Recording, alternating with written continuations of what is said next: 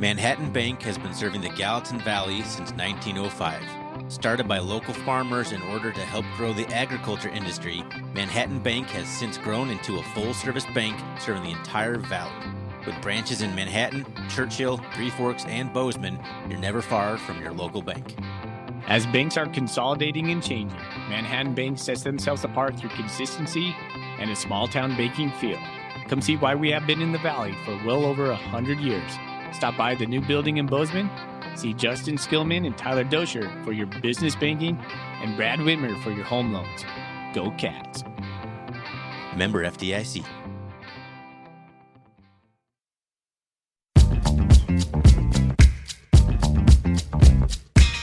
Welcome, everybody, to the R&R Catcast, a fan-based podcast focusing on Montana State athletics. We're two dudes named Ryan from the state of Washington talking about our dear Montana State. We hope you enjoy.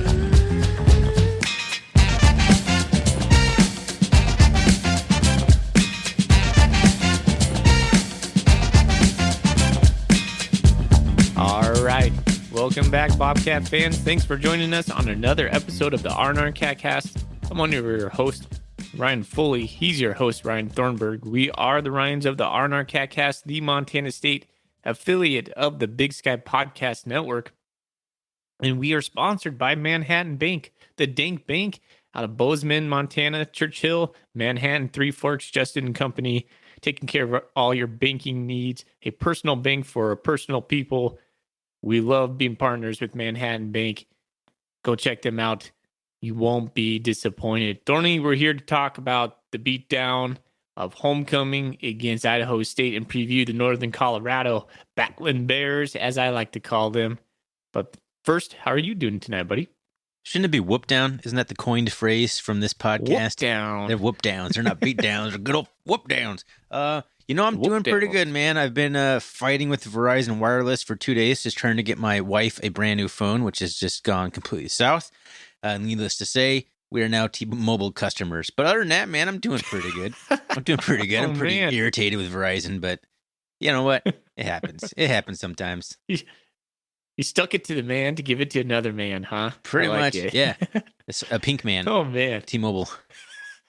So I have had the same iPhone for probably 7 years now. I've been on the iPhone 8, and my camera has been going out on me. If you notice, all my pictures on Instagram are slightly blurry. It's because my camera won't focus. Anyways, I made the choice. I was like, okay, maybe it's time to get a new iPhone. And so I go into Verizon, the store that is just across from my work there, my school. And they're like, hey, we can give you an iPhone, no problem. And I was like, sweet, the new one, whatever's out. I think it's the 14 now. Yes. And the guy pulls out the box and it's a red iPhone.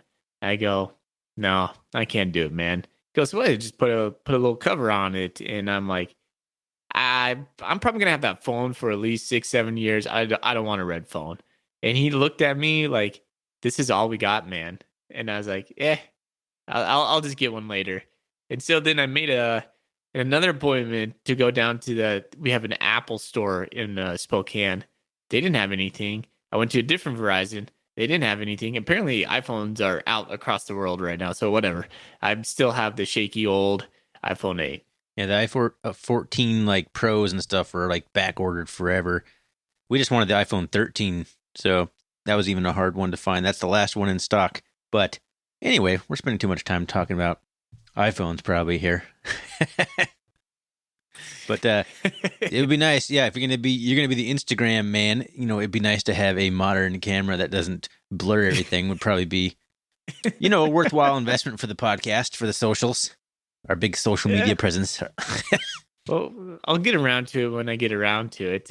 I got a couple sticks in the fire. We'll see what pops out.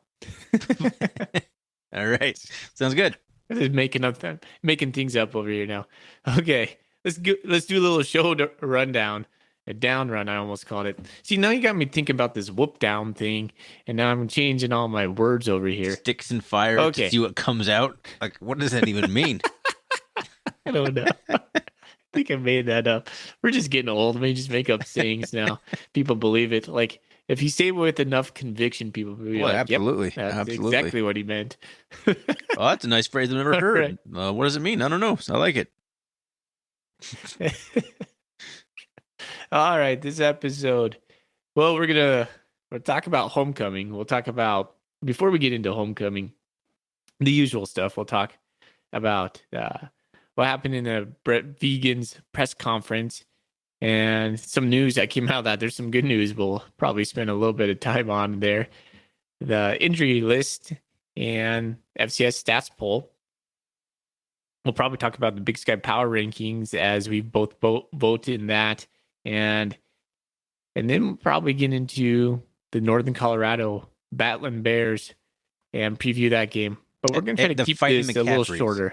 Okay. The Fighting McCaffreys. I kind of like the Battling Bears. What are they called? The Golden Bears? Is that really what they're called? I think so. Now you got me Golden second Bears? guessing myself. But like, I'm pretty sure it's the Golden Bears. Northern Colorado. Does anybody ever call them the Golden Bears? Or are they just the Bears? The Bears. That's what the media guide says. Just the Bears. Where do we get golden at? We can put any that's Cal. qualifier in That's front. like Cal, isn't it? Yeah. Yeah, you're probably right. Whatever. I like Battling Bears. It flows. Battling Bears. We've improved for the first time in a decade. We've improved something with Northern Colorado. You're welcome, Northern Colorado. If it's not the Battling Bears, send me a check now. At least 1% in perpetuity. Please. Yes. Yes, of everything you sell. Thank you. Appreciate that. Called it on the R&R. All right. Let's get into what's in our golden coolies. Well, you're not a real Bobcat fan if you don't drink Bozone Amber, which is a little jab at some drama going on the Bobcat Nation. But I got a Bozone Amber over here. Is what I'm drinking. Delicious, always classic. Can't go wrong. Would you cue up the folksy music for me? What's in your golden coolie? Why are you shaking your head over there? Like, what am I doing wrong? I forgot the music. Forgot my little intro. Oh, man. I look forward to that now, like every week. It does signal. It kind of kicks things off a little bit. Darn it. All right. Well, I'm drinking the Bozone Amber. My backup beer, which I'll talk about now, is a lovely Michelob Ultra Superior Light Beer. 2.6 carbs. Which does not fit into a golden koozie because it's a stupid slender can. Is it one of those skinny cans? Well, that's what they all are, but at least it's not that stupid 8-ounce one I accidentally bought a couple years ago, which I didn't know it was a thing until I accidentally bought it. So at least it's a full 12-ounce beer. It's a full man-sized beer. Maybe not a man beer, but a man-sized beer. I remember when you bought that 8-ounce. I was so mad. So mad. That's like seeing a cookie and thinking it's a chocolate chip cookie and biting into it and it's like an oatmeal raisin cookie. I mean, that was the level of my disappointment and realizing I bought an 8-ounce beer.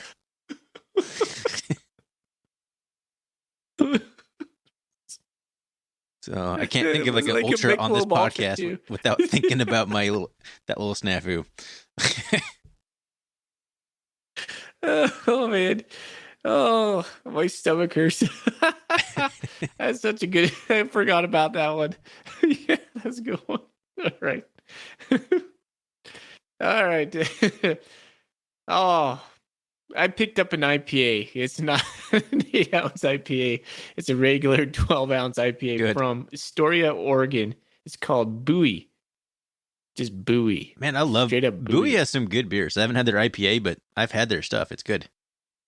Yeah, it's a Bowie Beer Company. I guess that's what it's called. It's just called IPA. Well, all right.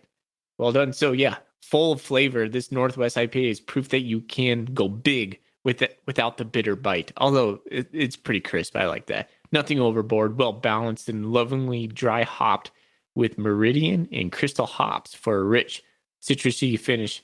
Beer with a backbone, born from a place where a little heavy weather never hurt anyone. 7.5% alcohol. This is a big beer for Ryan Foley. Yeah, it's like at least 3 times the beer of my Ultra. But I've had the Bowie red before, and I may have had a brown, maybe not, maybe just a lager, but I've had the red for sure, and I know that the red's pretty good. But yeah, good choice, good solid choice. What do you think of it? Yeah, it's good. It's really hoppy. You know what I really missed is through the whole phase of hazy IPAs had just like now when you're looking at all the things, everything's a hazy IPA. It went from like a couple of them making hazies, and you're like, well, that's kind of new. That's kind of a different taste. It's pretty good. And now they're just flooding the market. Now I want my IPAs to be crisp and clean again. And this is actually for one of our listeners, my good buddy Mark. Mark was giving me crap on Running Club just this week. He goes, hey, I listen to your episodes all the time, and all you're talking about lately is ambers. Can I get another IPA on there? So here it is, Mark. I picked this one up for you. There you go. Yeah. Well, I mean, the shopping hasn't changed for me because I pretty much avoid anything with the word IPA in it. Now there's just more words to ignore. But, they're just replacing IPAs with different kinds of IPAs, which I'm still avoiding them all. But, yeah. All right. Well, we butchered that. Yeah. What's in your golden coolie segment? Well, it was we had a good time, though. We had a good laugh. All right. Yes, if you want a golden coolie, you can win one from just submitting golden coolie questions. You can purchase one on Ko-fi just out of your general kindness and heart to just support our podcast. I think they're $5 on there. Or I think so. If you can't really afford one and you really want to, you really want one, maybe for a future stocking stuffer or something, I'm not sure. Just maybe for yourself. Just give me a call or text me. You guys don't have my numbers. Send us a message on social medias, and we will provide you with a golden coolie. I'll send it out in the mail. I'm typically a week behind, but I get them out there. There's no hurry. There's no hurry. They're freebies, right? Yeah. All right. And then put a little sticker in there, too. So you get a R&R Cat Cast sticker and a coolie. It's like a little package deal. It's kind of nice. A little fully care package. Well, fully care package is exactly right. All right. Hey, well, let's get into this, talk about the football game instead of just golden coolie talk. So first things first, let's talk about, let's go into the stats. So let's just get that out of the way. Then we'll go into Coach Vegan's presser, which will parlay right into injury talk. And then we'll hop into the homecoming after that. Are we going to talk about the polls at all? Yeah, that's what we're going to talk about right now. You just said talk about the stats. That was your word. FCS stats poll. Oh, okay, yeah, the FCS stats poll. Okay. Yeah. I was like, you're skipping around fully.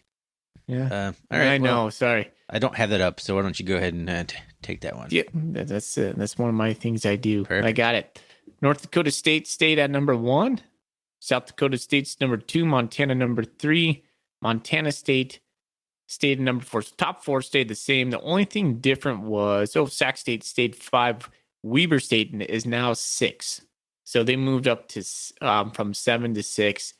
And that makes pretty much the top 6. And honestly, if I look at that group right there, Ryan, I think those are the only 6 schools that probably have a chance at winning a national championship. I don't know much about Holy Cross at number 7. Jackson State's really good. I don't know if they have the dudes to make a run at the national championship. I don't even think Jackson State plays in the national championship. They play in that HBCU bowl. I think they can if they want to, but I don't really fully understand it. I don't think they'll be. Yeah, I heard Sam Herder talk about it at one point, but I can't recall his argument on that. So that'd be a good question for Sam. Incarnate Word is tied for 8th there. And Chattanooga and William and Mary. But see, like, I kind of think that, Chattanooga at 10 wouldn't beat, I don't know, would they beat Idaho at this point? I don't know much about Chattanooga. I know William and Mary just beat Delaware, who was the number 6 team in the country. So, William and Mary can make a run. Southern Illinois is on a tear right now, down at number 16 after dropping a couple early. They're kind of storming back. North Dakota. You never know. That's what's great about the FCS, right? The playoffs, you get your foot in the door. But yeah, realistically, you're looking at the heavy hitters of the last few years, your usual suspects up there at the top, probably having the best chance. to advance, but that's why they play the games. That's what makes it so fun. So other things to note about the top 25, Eastern Washington dropped out of the top 25. I'd be interested to see what was their run in the top 25. Probably a couple of years. I don't know the research on that, but they dropped out, and others receiving votes would be, let's see, Idaho. Idaho's up there. They're like second so they're like 2 spots away from being in the top 25. I'd imagine if they win this week against the Grizzlies, yeah, of course. If they win against the Grizzlies, they will be a top 25 ranked team. The Little Brown Stein being played over in Missoula. A game that most notably Bobby Houck takes very seriously, considers it a true rival. He gets up for this game, so I've heard. Good for you, Bobby. Yeah. Eastern Washington's getting votes. I don't think UC Davis is getting votes anymore. Maybe they're in there. No, and Missouri State receiving votes at 30. Man, talk about a fall. They were like number 4 at one point, number 5. Like they were top 5, and they like 7. They're 2-4. They've lost like 4 in a row, all the way down. Ugh, yeah. Poor. Just another Petrino team not making good moves. Fighting Petrinos. So, fighting Petrinos. There's legions of them out there. There are. Okay. So, yeah, I think I would say, just if you're looking at this, viewers and listeners should not be surprised that really the top 6, Weber, Sac State, Montana, 4 from the Big Sky, and then 2 from the Missouri Valley Conference, are really the teams that you're going to probably see in the semifinals and in the national championship. So I would be remiss. We're halfway through the season, but I would predict, I'd be pretty comfortable predicting those 6 teams will be well balanced in the quarterfinals, or well represented in the quarterfinals at least. Yeah, I agree. And I would be remiss, and we don't have to talk about this much at all, but right there, number 14, sitting at 5-1, Elon, quarterbacked by our old quarterback, Matt McKay, who's like top 10 in pretty much every single major passing category, having a heck of a season. Wouldn't that be a story if Elon somehow comes out to Bozeman for a playoff game? I don't even really want to think about that. But I haven't really talked about it too much on the podcast. But yeah, Matt McKay having a good season. Elon, number 14, 5-1 in the CAA. They have a good shot at making the playoffs. I mean, it begs the question, why? Why is Matt McKay doing so good? I mean, yeah, I don't want to spend too much time on that. I've been thinking about that. I don't know. It just wasn't a good fit out here. You can say whatever you want to say. I just don't think it was a talent problem in terms of McKay being a talented quarterback. Who knows what went south? I'd agree with that. I would agree with that. No super hard feelings here. Let's talk about the Big Sky podcast power ranking. Right. Let's read off what came out, and then let's read ours. I think we've been doing the inverse. I kind of want to say what came out. Sac State, number 1, Montana, number 2, Weber State, number 3, Montana State, number 4, Idaho, number 5, Eastern and UC Davis tied at 6. Then it goes Portland State, NAU, Northern Colorado, Cal Poly, and Idaho State. I'm pretty sure, let's be honest, 6 through 12 don't really matter right now. The only one who kind of matters in there is maybe Portland State and maybe UC Davis. Maybe, I don't know who matters in that. Portland State probably matters more than anyone. They probably have the best chance to do something for an at-large. But I kind of think UC Davis has that best shot to do something as an at-large, because they're going into like a really easy stretch right now. But then they end with, I believe, with Sac State, right? The Cosmic they always Classic. play Sac State, but I think they have a trip to Weber or Montana. No, they already played Weber. I think they play the Grizz, don't they? They play somebody tough, I can pull it up real quick, but they could they're like 1-5 right now, and then they could finish. They could go 5-5, and then maybe be one of those teams that knocks off one of those players at the end and sneaks in with that like an at-large bid with 6 wins. And so if they can win out with their final win of the season being Sac State, who presumably will be top 5 at the time, like that resume. They want you. Idaho. Is it Idaho? I thought they had someone Idaho else before Sac State. Okay, yeah. So yeah, they got Idaho and Sac State left. So if they can run the gauntlet, they still have an outside shot at making the playoffs, but that'd be pretty minimal. Yeah. So yeah, I kind of think Portland State, UC Davis are in that same kind of group to me. But the way I ranked mine, I put Sac State first, Montana State second, Weber third, U of M fourth, and Idaho fifth. As far as the top four, I don't know, man. You can just throw a dart on a board and probably mix match each one of us, like Sac State, Montana State, Weber, U of M. Who knows at this point? We're gonna know a little bit more here in a little bit because we're all gonna play each other in the short term. Eastern Washington, I had behind Portland State, so I went UC Davis, Portland State, Eastern Washington, NAU, Cal Poly, UNC, ISU. I think I went exactly as you did. I think I was gonna put. Actually, no. I think I did end up putting Eastern Washington above Portland State because I'm just thinking in my head, like, if those two played each other, I still feel like Eastern Washington probably wins that game. But I don't know, man. I'm kind of out on Eastern right now. They're kind of really porous. Like their defense is just not good, and I'm not too sold on Talkington either. I think he's okay, but I don't think he's great. No, he's like middle tier quarterback. Big Sky right now. I think the only things unanimous in this poll were probably Idaho 5 and Idaho State last. But yeah, I had Sac, Weber, MSU, and Montana, I believe is how I ended up voting.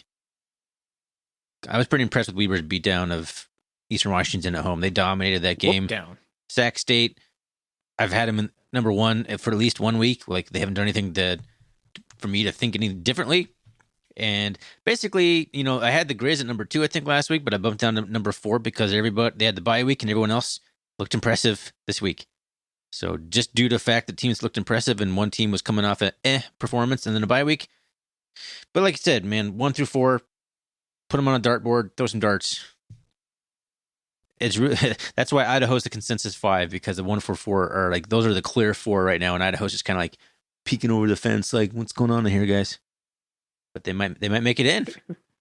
We'll see. They got some games coming up that they're gonna prove themselves, or things are gonna get interesting. They were like, so Idaho had a tussle with Northern Colorado there. Like, Northern Colorado was in Idaho were like in the heat of battle for a long time, and I was like, well, I thought Idaho was pretty good, but UNC's taking it to them a little bit, but then they pulled away. So I don't know what to think about Idaho. I think I'll have a better picture after they play Montana, and I think they have to play Sac State too. I'm not sure, but I believe so. They got some games coming up. Yeah. All right. Let's move on to the press conference. Yep. We'll move on to press conference. Let's get off the injury report real quick. Sorry, I couldn't speak there for a moment. We're healthy. I mean, we're gaining people back. This is kind of weird to say, but mid-season, we're becoming more and more healthy. We get Tommy Millot back. If you haven't heard, he's coming back. We'll talk about that in short term. But Coach Vegan did say in his presser that by and large we're healthy, which is good for our running backs. Lane Sumner came back last week, even with his big clunky elbow brace that looked like the state of Florida. He was there. And who else did we get back? I felt like there was one more. There was one guy. He kind of tucked away in the press conference. I heard Brent Vigen did say that Malik Mullins is healthy for the first time. Oh yeah, and I'm not sure he was ever going to factor in. Did he? Has he played? Yeah, he got a couple plays in the very end. I saw number 0 out there. So, well, there you go. So yeah, we're getting healthy, and now Rylan Ort should be back. Knock on wood. That whole disaster, we don't need to really rehash that. We already displayed our anger on that on the instant reaction episode. But yeah, it'll be good to have him back against a team where, he's not going right into the fire right away necessarily against a team like Northern Colorado, who we don't want to overlook necessarily, but, this is a game that the Bobcats should win, but it's on the road, and we'll get into that. But really good to have him back for this kind of game. We're kind of seemingly getting healthy at the right time for a huge showdown at Weber, and they'll have a bye week. So it's good to hear. It's positive. We made it through kind of some really tough games, shorthanded, and we all just thought, like, if we can just make it through these games, we're going to get healthy, and the Bobcats are going to get rolling, and that's all come to fruition. Yeah. Other thing to talk about real quick is Callahan O'Reilly was awarded the Defensive Player of the Week. Woo. The Big Sky had 9 tackles, He's been 1 playing so forced well. fumble, and 1 interception. I think this is a good time for us to talk. I'm going to sprinkle in a Golden Coolie question for us from our boy Bleeding Blue. Danny Sprinkle, yes. Danny Sprinkle it in. Danny Sprinkle. Okay, no. This is from Colorado Cat. Who's your defensive MVP halfway through the year? That's a good question. The two candidates that come to my mind, obviously, are Callahan O'Reilly or Sebastian Valdez. Yep. I'm going to say Callahan O'Reilly. That was a tough one. I really had to think about that. He's been the steady Eddie the whole time. Maybe not the splash plays that Valdez has been making previously, but without Valdez just being kind of the guy that's O'Reilly just being the guy that he is, things could have been more porous. I don't know. He's the most consistent guy, and now he's starting to kind of step up into his leadership role, I think it looks like, and having himself a really fine couple of games. So in a very narrow vote, I would pick Callahan O'Reilly. I was leaning the same way. He leads the team in solo tackles with 23. He's second in total tackles at 41, and just one right behind Danny Yu. But he leads the team in interceptions. He has 3 interceptions. Obviously, he's not going to have the sacks because that's not his role. But yeah, Valdez would be like if Cal was 1A, Valdez would be 1B. Right. Yeah, we're not 5-1 without question. either of those guys, and that was a Colorado Cat. I don't know if you mentioned the name of. Yeah, I did. I thought it was boy Bleeding Blue, but I did make that adjustment. All right. Well, I think we need to get into the recap. All right. Well, let's start with the stats. The Bobcats defeat Idaho State 37-6 on homecoming in a beautiful day in Bozeman. It looked like that on the telecast. Of course, we don't live in Bozeman or Montana. We don't get to go to games, which is just always a little depressing. But 37-6, the Bobcats invert the first down category. 31 first downs for the Bobcats to 13 for Idaho State. 7 for 14 for the Bobcats on third down. So good third down percentage for the Bobcats, and especially holding the Idaho State Bengals to just 3 of 10 on third down. 254 total yards of offense for Idaho State, which I'm pretty sure like 75 of it came on the very first series. 465 yards for the Bobcats. Not a statistically huge day for the Bobcat offense, but the game was over at halftime and things were played very differently in the second half, and we'll talk about that. 210 yards passing by the Bobcats, just 173 for the Bengals. 255 yards rolled up on the ground for 4.9 yards per carry for the Bobcats, just kind of a Bobcat average day in the office. ISU just 81 yards on the ground for just 3.4 yards per carry. Pretty clean game. 3 penalties on the Bobcats, just 2 for Idaho State. And, of course, the big one here, 6 turnovers committed by Idaho State, including 1 on the last play of the game as the clock struck 0. But 0 turnovers for the Bobcats. So the Bobcats end up +6 in the turnover category. You're probably going to win a lot of football games when you're +6 in the turnover margin, and doubled them up on time possession, exactly 40 minutes and 1 second to 19 minutes and 59 seconds for Idaho State. You're also going to win a lot of football games when your time possession is double. I feel like the turnover one's probably more indicative of winning because you can score a lot of points and not have a big time of possession. But yeah, two statistical dominations right there. So there's kind of the rundown of the team stats. So passing it over to Foley for some individual statistics. Let's lead off with Sean Chambers. Sean Chambers is inching his way up on the all-time touchdowns of single season. He now has 15. Yes, right. All right. 15 on the season. He had scores from 4 yards, 13 yards, and 6 yards. He had 3 touchdowns. Did not pass for a touchdown. Rushed for 3 touchdowns. He had 150 yards passing on 16 completions, 22 attempts. He was 8 for 33 in rushing. We didn't rush Sean Chambers. In fact, here's a stat from Tom Stuber, Tomcat, on Bobcat Nation. I'm going to credit him. I read one of his articles, and he said for the first time, Montana running backs had more yards 202 yards on 39 carries than the Montana State QBs this season. Wow. Our QBs only had 46 yards on 13 carries. You always talk about Taylor Housewright crafting a different game plan every week, and there is evidence of that. So pretty cool stat by Tom. Yeah, Tom Stewart always comes that out there with the cool stats. A lot of research. So check out Tom Stewart if you want like the good stats, because we don't come up with that kind of stuff here. Yeah, we should have him on like a episode, or just have him, come on and give us some insights. He's a good guy. All right. So Sean Austin was 8 for 8 with 60 yards. I like seeing him in the fourth quarter. That was a prediction I put on Bobcat Nation that did come true. Sumner hit himself 100 yards right on the nose, 15 carries. He had a long of 23. I believe that was the longest play we had. Was a 23-yard play all day long. It is. So that was kind of interesting as well. Elijah Elliott, he had 16 carries, 68 yards. Derek Snell, he had 2 rushes for 7 yards. We saw him in the backfield quite a bit, and he had 3 catches for 16 yards. I'm not going to go through this, but we had a ton of players, 11 different receivers, like we mentioned in the instant reaction episode, that caught a ball. That in itself is certainly impressive and worth noting. Let's see. Callahan had an interception and a forced fumble. James Campbell had an interception. Jeff Manning had an interception. Good job, Jeff. You did it. David Alston had a forced fumble, strip sack. Askelson had a forced fumble. And I want to give some props to a guy I was a little hard on. Stones Glessner had completions, had made from 27, 40, and 48, which that is hard to do.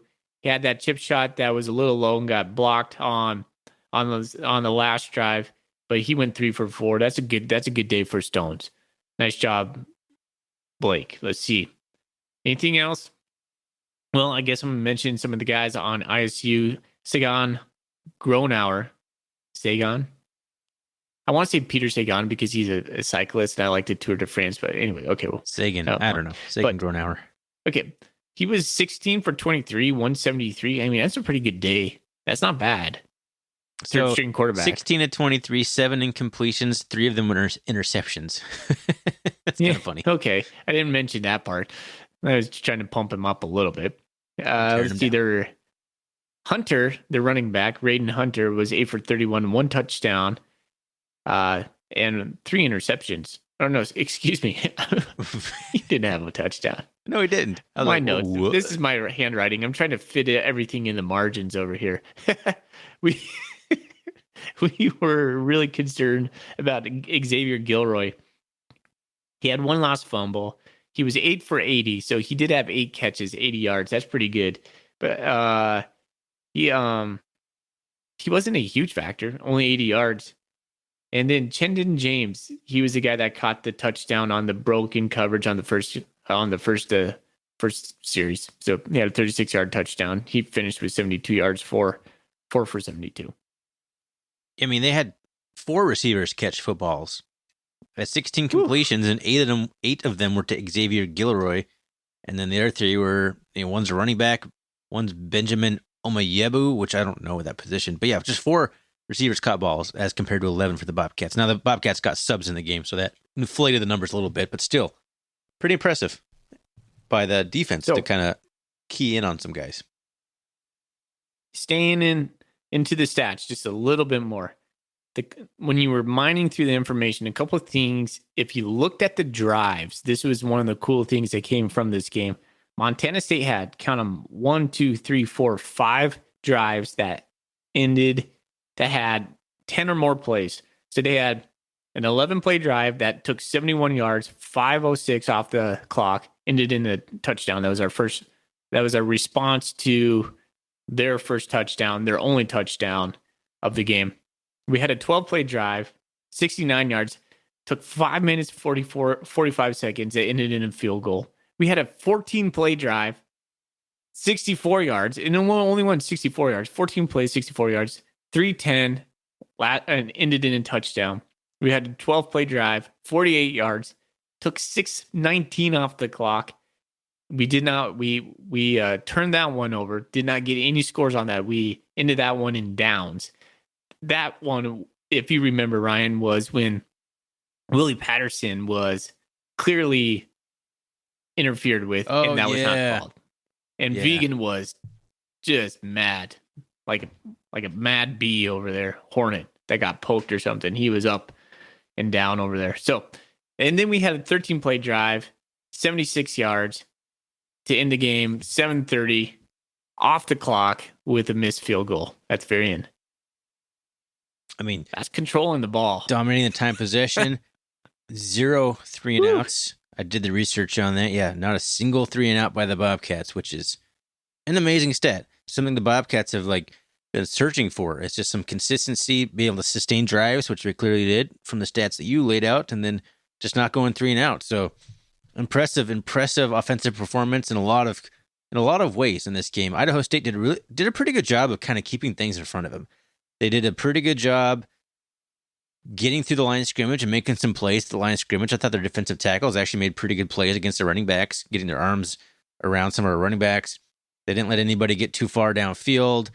They were decent tacklers in space. They, didn't let Chambers get loose. They didn't let anybody get loose. That was Idaho State's game plan to kind of keep that in front of them, I think. And, it worked for that part, but they just couldn't get off the field, though. We just kept eating and eating and eating them in the short little games there. Like, what do you say, a 23-yard run was our biggest play of the game, but, 34 points at halftime didn't really affect him, especially when Idaho State would turn the ball over so much. It may have been a different scenario if Idaho State could hold on to the ball, but, Idaho State did an okay job in that regard, but, the Cats still scored points and moved the ball and controlled the clock. The thing I learned about Montana State in this game is we're getting better and a little bit better in everything. I thought our defense looked a little bit better, not a lot better. It looked a little bit better. Everything looks a little bit more crisp and just clean for Montana State. Coach Vegan echoed that in his presser today. It's just good to see Montana State just making strides as the season goes on. I think that's a mark of Vegan that I really have enjoyed so far. Vegan is now 17-4 as a head coach. Woo! That's something you probably don't think about all that often. And that was Oregon State, North Dakota State, and the Grizz, and then Wyoming. So 2 FBS teams, and then the Grizz, and then the national championship game against the Bison are 4 losses. With that win, Montana State also ties the record of home wins as a streak, 16. We were getting a little love on College Game Day, I saw. That was a stat. Our icon was up there. That's really cool. Montana State's making national news now. Montana State should go FBS. That's a whole nother conversation, but it's just becoming very apparent that we're in a conference where we're kind of outgrown our britches. We are playing teams like Idaho State and now Northern Colorado. You're going to see it when we go to Greeley. We have no business playing Greeley anymore. And I don't want to talk about this. Sorry, I'm getting on a tangent. We have a whole episode on this. If you want to go dig through the archives before the season started, we did a FBS episode. I don't think our feelings probably have changed any from that episode. I haven't listened to that in a while, but it's probably the same. Yeah, we've been talking about this for a while now, but it's nothing new. Anyways, hey, let's talk about. We've talked a lot about this game. There's not much. It was like a ho-hum game. To me, it was like one of those games we're either going to blow out the doors, which we did, or it's going to be nail-biter. That didn't happen, thank God, because this conversation would have gone a lot differently. But let's talk about Coach Vegan. We totally skipped over. He said Tommy Malotte's coming back this week and what that's going to mean for the quarterback battle. So we're not talking about Idaho State anymore? Did you just literally just end the conversation about this game? I kind of did. Do you want to go back and talk about Idaho State? Because I don't really want to talk about. We talked a ton about this game. We gave every stat on it. What else do you want to talk about? I mean, well, we didn't talk about anything that happened in the game, which is fine. You gotta give someone a chance for closing thoughts. You just can't just take the transitions like that, man. We talk about this. We've talked about this. Yeah, there's not a lot left to talk about. I guess you're right. So, I still want to see. Are you still as mad as you were about only scoring 3 points in the second half as you were on Saturday? It's my only question, I guess. Yeah, I am. You're still cranks.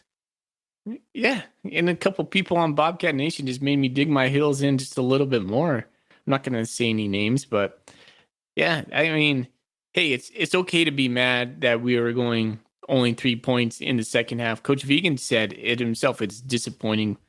We weren't trying to score. I mean, we were trying to score. It's hard to say you're not trying to score. We weren't trying to run up the score, is what I was trying to say.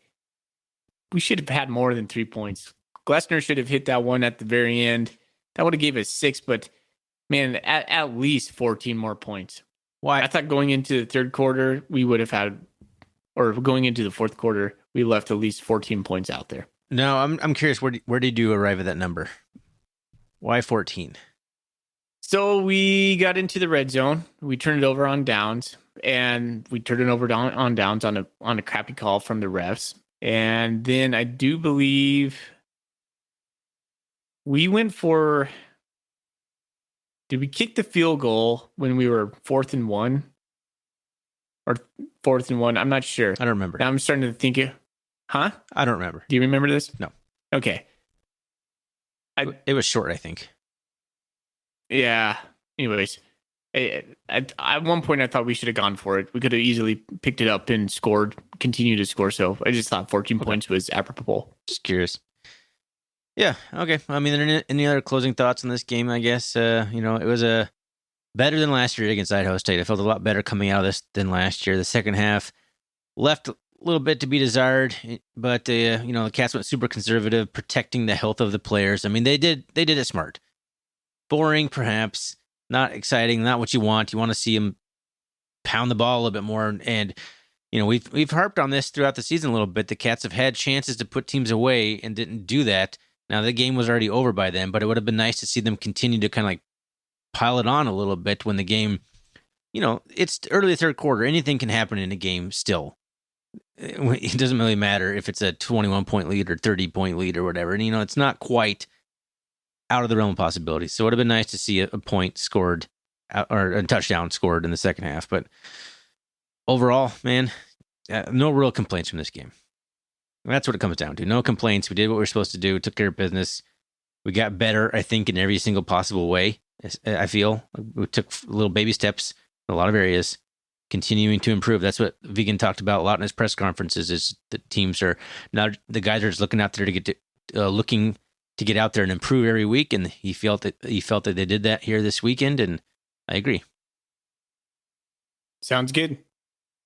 All right, Tommy Malot's healthy. Good wrap up. So, Sean Chambers, the 29 of 43 for 67.4% completion rate, 377 yards, 2 touchdowns, and 26 carries for 236 yards and 6 touchdowns in his 2 full games as a starter. Tommy Malott is back healthy. What do the Bobcats do, Ryan Foley? I think Vegan mentioned, he did mention that they want Tommy Malott to start. I don't know if that's smoke and mirrors. What do you think? What do you think right now? Malott's back. We didn't know that on Saturday. We know that now. What would you like to see? Vegan quoting him, it's an idea is to start him. Which could mean anything too. I mean, he comes in for the first series as the starter, and then he doesn't play anymore.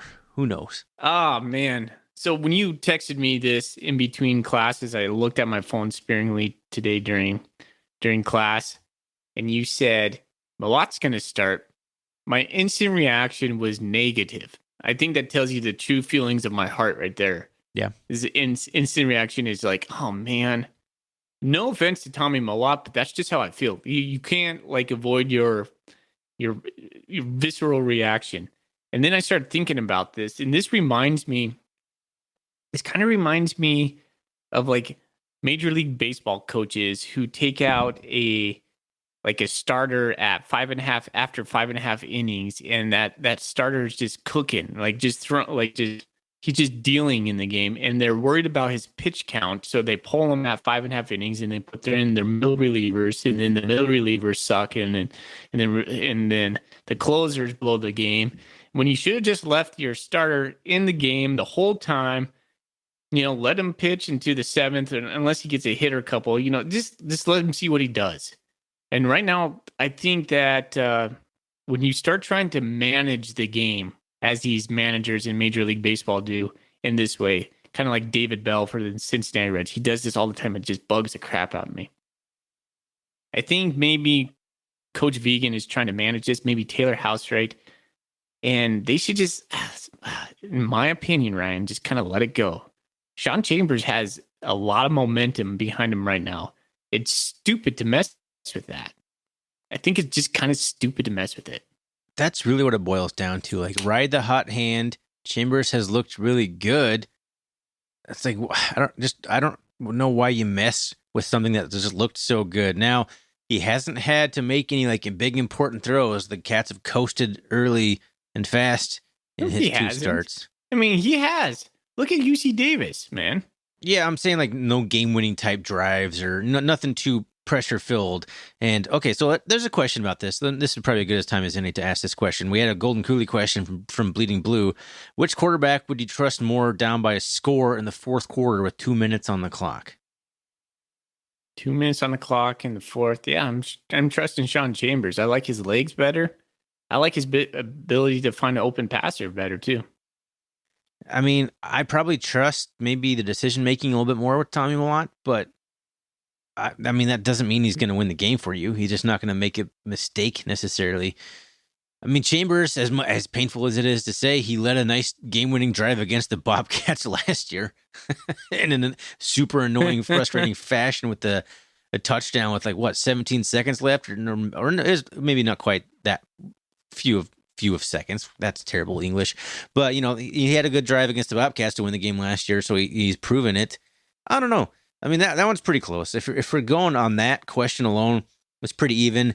I might pick Chambers now, probably just because I think he can do more with his arm. He can make more throws. He can go through progressions, and he can stay more comfortable in the pocket. I think Tommy takes off earlier than Sean Chambers does. I think Sean Chambers has better pocket presence and keeps his eyes downfield better at this point in his career. Tommy could get there. I don't want this to be like a Tommy bashing session. I just think there are certain things that Chambers does better, and all those things I think combined might be better in the 2-minute offense there with the game on the line. So, I mean, I'd probably pick Chambers at the moment. Maybe I'm recency biased by what I've seen from Chambers, but right now, I mean, that's probably my answer. We don't know what practice looks like right now, but let's say Chambers is just rolling in practice and Tommy is just coming back.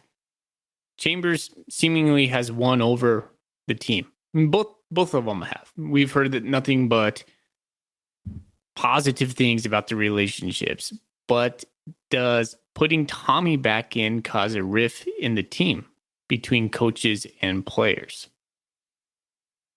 I mean, that's the other thing to consider. Like the locker room, how do you feel as like a guy that you like this guy and then this guy comes in and then this guy comes in? I mean, is it going to start to be a distraction? Is it going to start to be a problem if you can't keep one guy that the guys can rally around if they just keep switching them out? I don't know. This can end up being a problem. Unless Tommy comes in and deals, and that's what they see. They have to be united on this because if they're not careful, this could tear up the team. Yeah. I mean, I guess the best for probably locker room cohesion is to go back to the way things were, involve Chambers a little bit more, have him still scoring touchdowns, making a few plays here and there. I mean, they were getting Chambers and Tommy involved more together in the Eastern Washington game before Tommy got hurt. So, I mean, things could be more of a 60-40 type situation. I mean, that's how the year started. That's kind of how things were meant to be. So if they went back to that, I don't think anybody'd be upset necessarily. That's just me. I would speculating. Yeah, I mean, I meant in the locker room. I would not be real thrilled. But if it happens and Tommy comes out and just blows the doors off, then I'll be the first one to say, "Whoops, my bad. I was wrong on that. Good job, coaches." And maybe he does. Maybe that. I don't know. I just. It's been so refreshing to see a quarterback like Chambers look like a quarterback. It's been so long, I feel, at Montana State. And maybe that's why I'm liking this so much and I'm so partial to it, because it looks normal. And we just haven't had real normal quarterback play very often over the years at Montana State. And maybe that's showing my bias just because it looks good. It passes the eye test, and maybe it's not the most effective way or the best way to win football games for the Bobcats, but it certainly looks the best. He has more quarterbackiness. Yes. Quote, quote, unquote. You're right, Ryan. The offense has been humming. And now all of a sudden we're going to go back to this dual quarterback system. It just feels blah. I mean, it's clear that, Yike. I don't know if it's house red or vegan, but the offensive staff wants to have two quarterbacks. Yeah. That's just what they I want to get do. that. Even if they find a dude, they still want to have packages for the other dude. Now, it just maybe the real question is, who's the main dude now? Yeah. My fear is that they try to force it when it's not as organic as it should be. Yeah, absolutely. Yeah. Absolutely. Like you said, pulling out a starting pitcher when he's cooking. That's what could happen. Yeah. But I'm going to trust the process. We don't know what's going on in practice. We've heard nothing but good things about practice, to be honest. And so, man, I guess this is one time when we just need to trust Coach Vegan and just see what happens. In Vegan we trust. He's given us no reason not to at this point, really. So, good point. All right. Well, any coming other up, Cooley questions or anything we want to hit on this subject? I don't think so. I don't think we really have any more. I think that might be about it. like my parting thought on it is, hey, it's going against Northern Colorado. Is when it's going to head. So not a bad game to kind of maybe figure some things out. I'm not going to want to put the cart before the horse on that. But it's not like we're facing Weber next week and we're trying to figure this out. I mean, honestly, this could be a game where we put some stuff on film to mess with Weber. Exactly. Like, we could do whatever game plan we want with the intention of having a full different game plan against Weber State. We could be thinking, like, right now in our heads, House Right's thinking, like, at Weber, it's going to be the Chambers show, and we're going to bring in Tommy for some trickery. But next week against Northern Colorado, it could be Malott taking like 65, 70% of the snaps. Like, I don't know. Mm-hmm. And that's what's weird and exciting and also kind of like all frustrating all at the same time. Yeah. Well, we're happy that Tommy's back. Don't let that pass you up. Yes. That's an important thing. It's a good thing to have. Yes, He will be involved in some way. Like, even if in our scenario, in our minds, when Chambers is still like the guy, like Tommy Lott's still going to make plays. He's still going to be involved in the offense. I don't think he's too good of a football player to not have on the field in some capacity. True. I don't know how that works though, but Yeah. he'll be out there. So Northern Colorado. All right, where do you want to go? Let's talk a little bit about Northern Colorado. I think we've answered all of our Golden Cooley questions, so we have an opportunity to get out of here. Relatively good for us. So let's just spend a few minutes talking about the Fighting McCaffrey Battling Bears. This one concerns me mainly because of this will be the first game this year where we've played in a non-environment.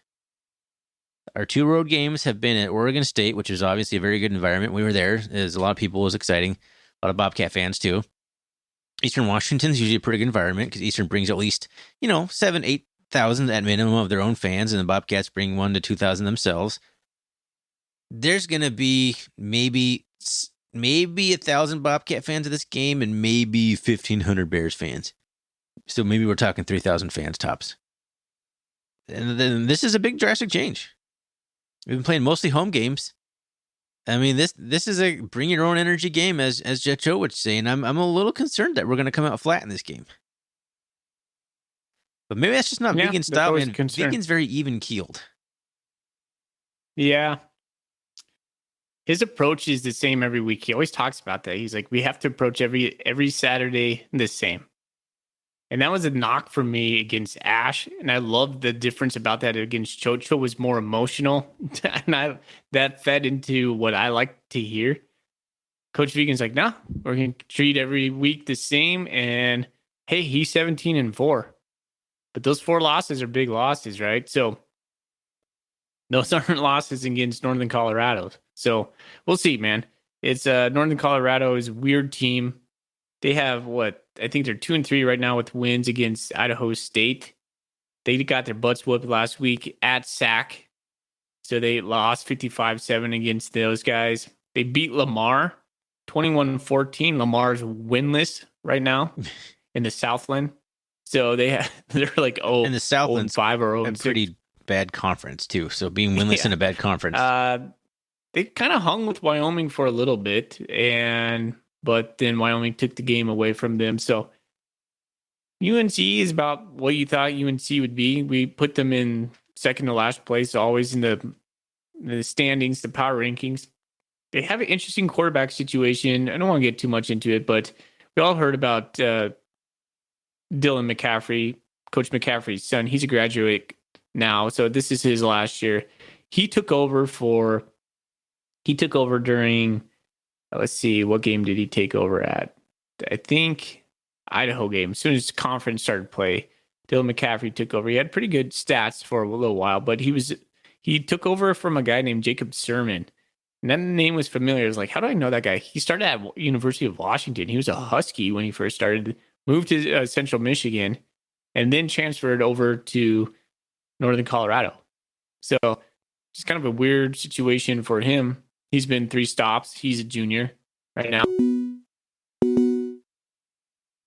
All right. Well, we had some audio issues there, as we do from time to time.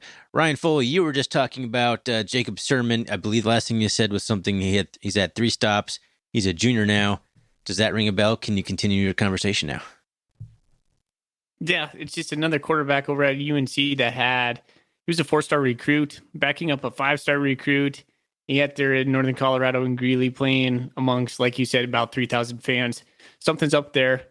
But another name our listeners will know, Elijah Dotson, graduate transfer from Sac State.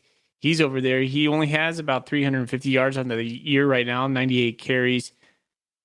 But he is good at catching the pass out of the backfield. He's a guy that we're definitely going to have to hone in on. And then there's another guy I wanted to mention before we get out there, a guy we should all be aware of. I don't think he's playing right now, but there's a name out there, David Hogue, linebacker junior.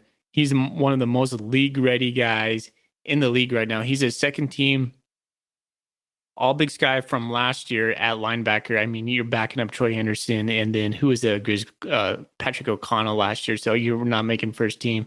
But this guy is scary looking, 6'3", 245.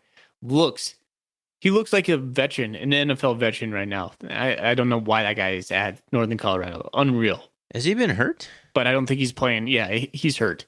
He hasn't played at all this season, but he's a guy that we don't know if he's going to play or not. Coach Vegan definitely mentioned him in the press conference today.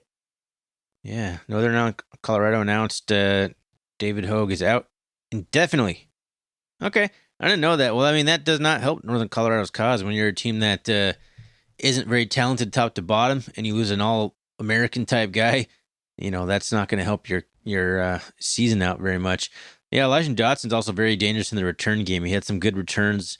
I was watching a little bit of the highlights from their Idaho game and one other game, which I can't remember. But yeah, Dotson, not quite maybe his all-American type self that he was at Sac, but he's still very dangerous. He's still very fast. He's a good size running back. And one thing I noticed watching the highlights, Northern Colorado loves to dump the ball down to their running backs. They throw a lot of passes to their running backs, and I think it's meant as a check down. They'll leak him through the offensive line, and then he'll go stand 5 yards downfield and just kind of stand there as Dylan McCaffrey looks around, decides not to throw the ball, and then dumps it to a wide open guy who runs for 11 yards. Seemed to be a very common Northern Colorado play. I think this game is going to come down to good tackling and no blown assignments. McCaffrey's looked good at times this year. He has an arm talent. He's got a good mechanic. He's a big kid. He can make throws. He can't do it consistently, but if he gets into a rhythm and you don't bother him at all, you don't get in his face and make him make poor decisions, he can pick you apart a little bit. The running backs are talented enough to make some guys miss. So, Northern Colorado's got some weapons, and our defense has, gotten a little bit better, but we've still given up some big plays. So, Northern Colorado could score some points in this game. I imagine they'll score a bit more than Idaho State did. So it could be a little bit of a challenge down in Greeley, which they haven't really played very much in Greeley, have they? This is only their third home game. Yeah. So they're going to be fired up, playing the number 4 team in the country at home for only the third home game of the year. The few fans that are going to be there are going to be ecstatic. It's another trip to Greeley, man. So, yeah, it's a weird place to play. They have turf now. They don't have grass. I kind of wish they still kept the grass, but that's kind of nice. I'm expecting Montana State to come out with their 6th win of the season, go 6-1 in the conference, and then I can't wait for next week. Granted, we win. I can't wait to start talking about Weber next week. But as a fan, we can do that. I know players and coaches, full focus on Northern Colorado. Yeah, for sure. The last thing I want to see about Northern Colorado, they've had multiple defensive touchdowns this year. So that's something to keep an eye on, that where they could make some noise if they can score on the ground again. But yeah, it's going to be hard to not kind of just start salivating towards that Weber State matchup, start overlooking the Bears, which, like you said, we can do as fans. Vegan and company, too businesslike. Vegan's way too businesslike to let that happen, I think. Mm-hmm. Over and under. How many, let's say, 1.5 broken clipboards. I'm not even specifying which coaching staff, but that's over and under 1.5 broken clipboards in this football game. I'm going to go under. That's a smart play. But with the over on the skinny pants. What do you put the over on the skinny pants? Skinny pants, let's go, let's 2.5. Okay, I'll take the over. Take the over on a number of Northern Colorado coaches wearing pants that are too small. No comment. You got to focus on how tight your pants are. I believe that was how it went. I don't remember. If you don't remember, if you don't know what we're talking about, I'm not going to explain it. But there was a funny incident last year where a fan heckled a coach from Northern Colorado and about his pants. And he got mad and broke his clipboard and threw it into the stands as a souvenir. That's what it was. Remember, the coach was like, "Oh, it's just a souvenir. I'm just throwing a fan a souvenir." I forgot how funny it is. Just thinking back to that, it was so ridiculous. So ridiculous. All right, man. That's about all I got to say about Northern Colorado. We didn't spend a lot of time prepping on it because I didn't expect we'd spend a lot of time talking about them. I think it should be a good win for the Bobcats. It's more of one of those games where just like you start talking about what you want to see more than getting the win. But I also thought about this. The Grizz struggled a little bit in Pocatello. They always kind of struggle in Pocatello. Like Greeley's kind of our Pocatello. Like the Cats seem to just have crappy games in Greeley. So hopefully we can avoid that. That's the big thing. Avoiding like the letdown game, the trap game, the no environment game, the weird game in Pocatello. Or Greeley. Should be okay though. I have faith that Vegan's got the guys ready to go. Vegan's never been there. He doesn't travel with him. There you go. He's in for a treat. He's in for a treat. All right. Well, thanks everyone for submitting Golden Coolie questions. So that was a lot of fun. Did we pick a winner? I started going through the outro. I'm like, wait a minute. We didn't pick a winner. We're so I closed it up. I'll let you pick the winner. All right. Well, I hadn't even thought about it. So I like Colorado Cat's question about the defensive MVP. That's always kind of those are kinds of things I like to do and talk about, but I never remember to ask the question or talk about it. So yeah, Colorado Cat, I'm pretty sure you have like 5 Golden Coolies. So let us know if you want us to send one to a friend or something. We'll hook you up, your friend, whatever. Have another one to give away. Anyway, yeah, there you go. Thanks everyone for listening. Thanks everyone for tuning in all season. Jeez, I just basically said the same thing 2 different ways. I'm tired. Foley, man, let's just get out of here, man. Go Cats. Go Cats. Go Cats.